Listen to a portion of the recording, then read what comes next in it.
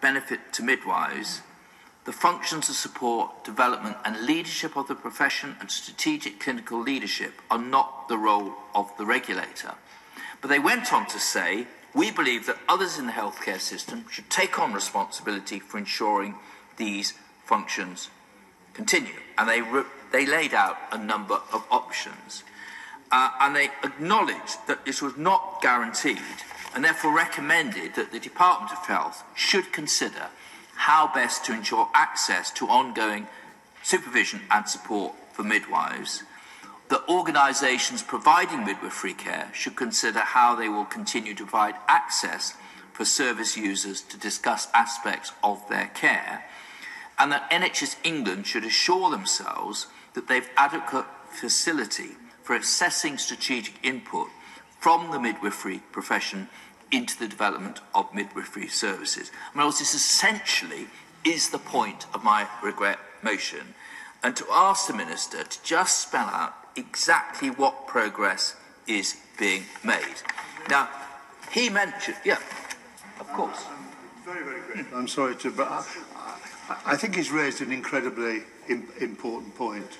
But would he accept that, in fact, both the department and indeed NHS England, together with the regulator, have actually moved very quickly to have the chief nursing officers from the 4 countries charged with the responsibilities which quite rightly they should have for actually putting in place adequate supervisory arrangements in order to support the midwives? And does he not feel that that is sufficient? And if not, what else could be done? Well, I'm very grateful to the Lord for his intervention. And I would say, my Lords, that I fully accept the point he raised. But I do think, the Noble Lord knows a very great deal about nursing and midwifery and has done some very valuable work in this area. But he mentioned the words nursing.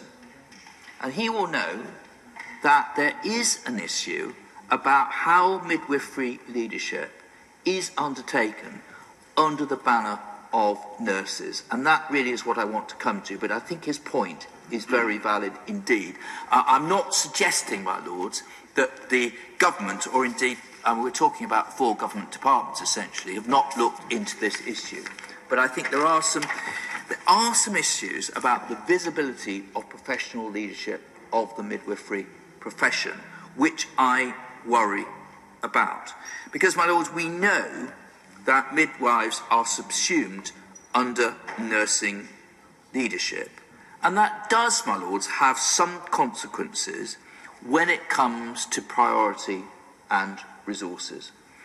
And, my Lords, it's also worth saying to the Noble Lord that, of course, often these directors can be described as directors of nursing and midwifery, although, of course, to get to a director level, even at an NHS trust level, in the NHS, midwives have to become directors of nursing, and therefore they need a nursing qualification.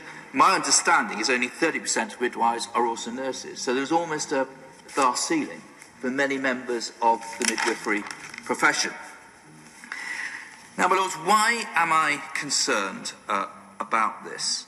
Well, it is very simply, my Lords, that given the huge pressures on midwifery at the moment, I do worry that when it comes to decisions being made nationally, either in the Department of Health or the other departments of health, or in NHS England, or in the regional offices of NHS England, or locally in the boards of NHS trusts, that with the best will in the world, the midwifery voice is often not heard.